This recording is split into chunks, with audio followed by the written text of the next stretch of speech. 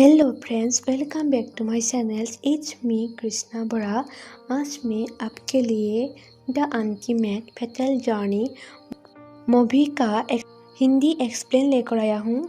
यदि आप लोग मेरा जैसा द अल्टीमेट फैन है तो इस मूवी को ज़रूर देखिए दोस्त, क्योंकि ये बहुत ब्यूटीफुल स्टोरी है। और मैं आप लोगों को बता दूँ, मैं मोदान जोशी जो नॉवेल एक्सप्लेन है मैं अपना चैनल में दे रही हूँ, और वो भी कहानी बहुत इंटरेस्टिंग है। और वहाँ पर हमें लंजन और यूशियन की लव स्टोरी भी देखने मिलेगा। सो आप लोगों को इंटरेस्टेड है तो मुझे इसके बारे में भी कमेंट पर ज़रूर बताना, ताकि मैं मोदान जोशी का पार्ट और शेयर कर सकूं। और गाइस, मैं इस पर हर सेंटेंस एक्सप्लेन कर रही हूँ ताकि आप लोगों को मूवी देखने में कोई परेशानी ना हो, और इसीलिए मेरा वीडियो बहुत लॉन्ग होता है। सो चलिए स्टार्ट करती हूँ।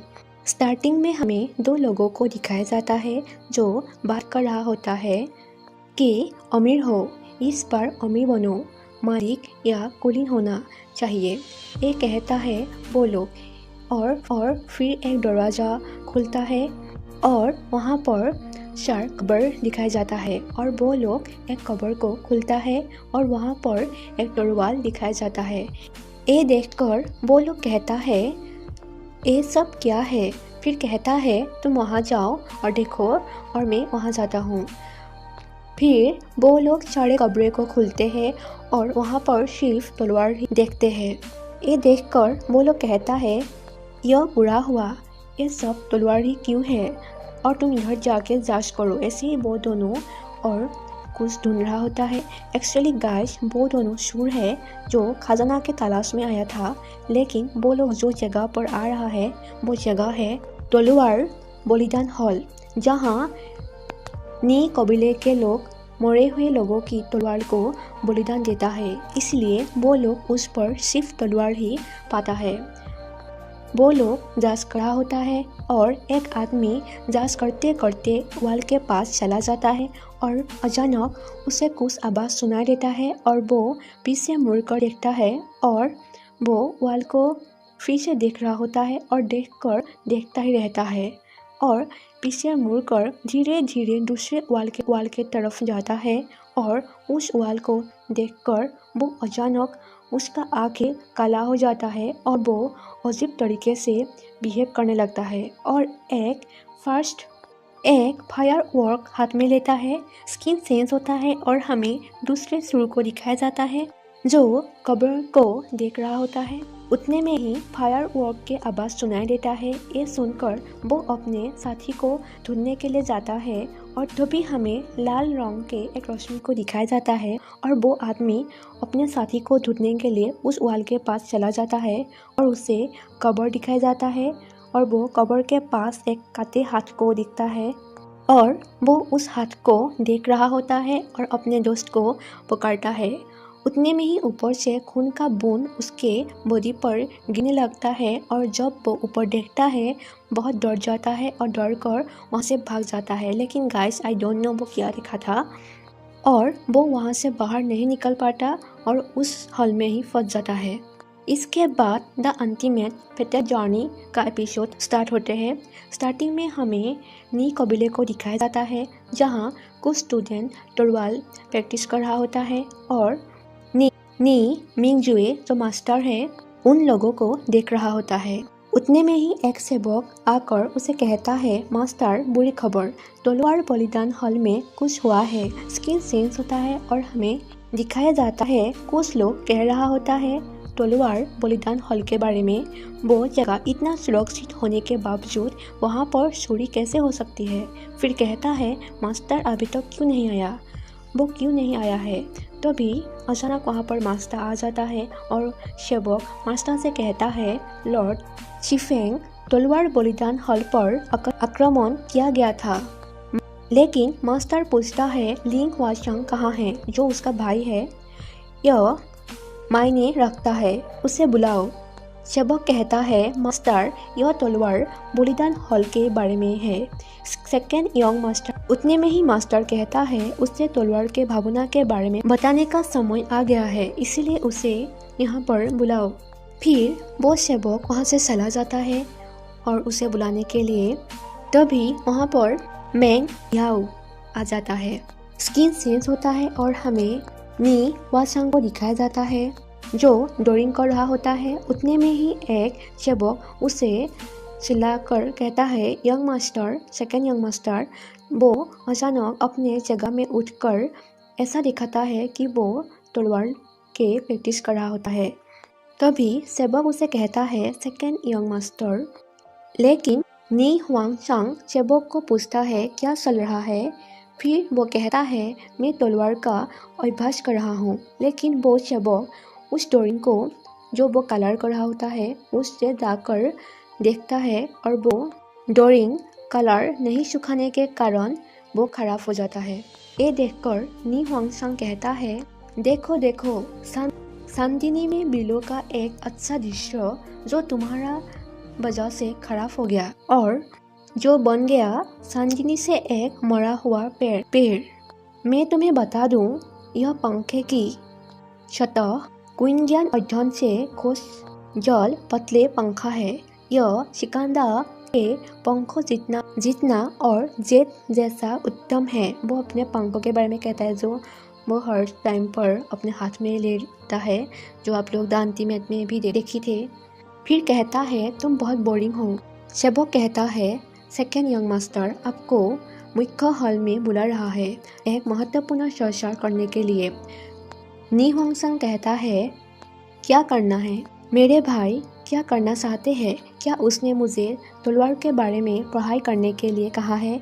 आज के अभ्यास में क्या मुझे नए पाठ पढ़ने के लिए कहा है? चेबोक कहता है, तलवार बलिदान हॉल में कुछ हादसा हो गया है मास्टर, इसीलिए वहाँ रवाना होने वाला है और तुम्हें साथ जाने के लिए कहा है। स्किन चेंज होता है और हमें मुख्य हॉल का कमरा दिखाया जाता है जहाँ मास्टर एक आदमी को कह रहा होता है, लेकिन तुम थोड़ा जानते हो, तुम वास्तव में क्या जानते हो वो मुझे बताओ। और वो चेबोक मतलब वो आदमी कहता है, मुझे माफ़ कर दे ना मास्टर, वहाँ जाकर मैं जांच करूँगा। उतने में ही एक चेबोक मास्टर से कहता है, सेकेंड यंग मास्टर आ गया है। तभी नी हुआंगचांग मास्टर से पूछता है, क्या हुआ? मास्टर कहता है, तलवार बलिदान हॉल में हादसा हुआ है, हम रात वहाँ चलेंगे स्थिति को जांच करने के लिए। नी हुआंगचांग कहता है, भाई सावधान रहना। मास्टर कहता है, मेरा मतलब, लेकिन वो अपने बात को क्लियर नहीं कर पाता। उतने में ही नी हुआंगचांग कहता है, सबको सावधान रहना, सावधान रहना। तभी मास्टर चिल्लाकर कहता है नी हुआंगचांग को, यह मामले नी के फाउंडेशन से जुड़ा हुआ है। अगर तलवार की आत्मा वास्तव में मुक्त हो जाते हैं तभी न केवल नी परिवार यहाँ तक कि पूरे किंगे को भी भुगतान करना पड़ेगा। सेकेंड यंग मास्टर के रूप में तुम बार बार कतराते हो, तुम क्या करना चाहते हो? तभी नी हुआंगचांग कहता है, शांत हो जाओ, मेरा मतलब यह नहीं था। मैं वास्तव में मार्शल आर्ट्स में अच्छा नहीं हूँ। मैं वहाँ जाऊँगा तो तुम्हें बस परेशान होगा। मुझे परिवार को देखभाल करने के लिए रहना चाहिए। मास्टर कहता है गुस्से से, तो ये बात है, तुम्हारी तलवार कहाँ है? नी हुआंगचांग कहता है, कमरे में। नहीं नहीं नहीं, प्रशिक्षण क्षेत्र में। तभी मास्टर कहता है, तुम जेड पेंडेंट पहन रहे हो और साथ पोशाक, लेकिन तुम्हें नहीं पता कि तुम्हारी तलवार कहाँ है। नी परिवार का निदेशक हमेशा तलवार हाथ में रखता है। तुम ऐसे मजाक के रूप में कैसे ले सकते हो?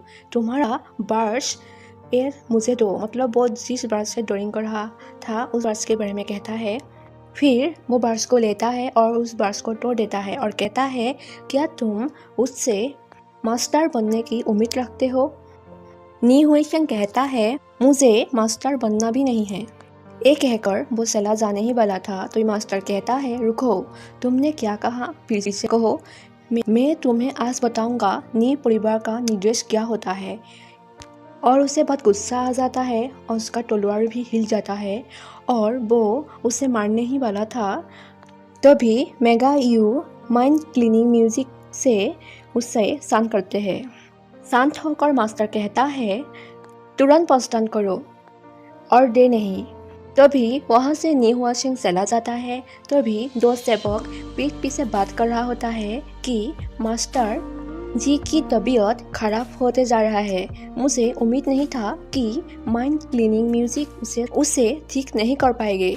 स्किन चेंज होता है और हमें नी हुसैन को दिखाया जाता है जो गुस्से से कह रहा होता है, भाई का मतलब यह नहीं था कि वो मुझे निशाना बना रहा है।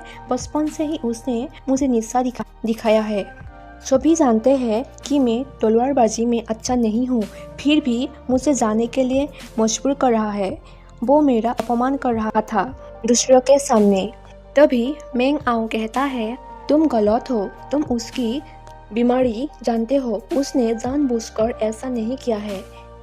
मैं यहाँ इसलिए आता हूँ ताकि जारो बजाकर उसका इलाज कर सकूँ। जारो गाइस एक म्यूजिक है जो माइंड क्लीनिंग करता है। तुम उससे अच्छी तरह से जानते हो, वो हमेशा लापरवाह और आवेगिक होता है, लेकिन तुम उसके जैसे नहीं हो। तुम बचपन से ही तर्कशील और संयमित रहे हो। तुम दाओवादी जादू में भी बहुत अच्छे हो, तो अगर दोनों साथ जाओगे तो एक दूसरे को मदद होगा।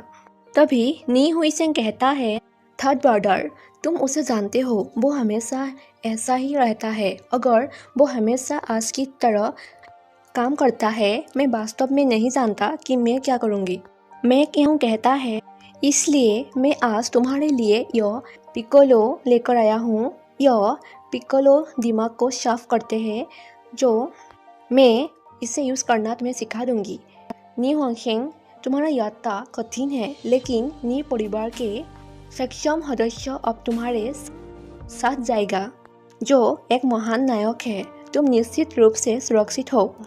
ऐसे ही दोनों बात करने के बाद वहाँ से नी हुआंगशेंग चला जाता है उस यात्रा के लिए। और गाइस, मैं यहाँ पर ही मूवी के पार्ट 1 ख़त्म कर देती हूँ, इसलिए ताकि आप लोग को आगे की कहानी में इंटरेस्टेड हो तो मुझे ज़रूर बताइए, ताकि मैं मूवी की आगे मैं बना सकूँ। So thank you for watching my video. और मेरा वीडियो बहुत लॉन्ग होता है, इसलिए मैं शॉर्ट करने के लिए ही ऐसे पार्ट 1 पार्ट 2 से डिवाइड कर रही हूँ। Thank you.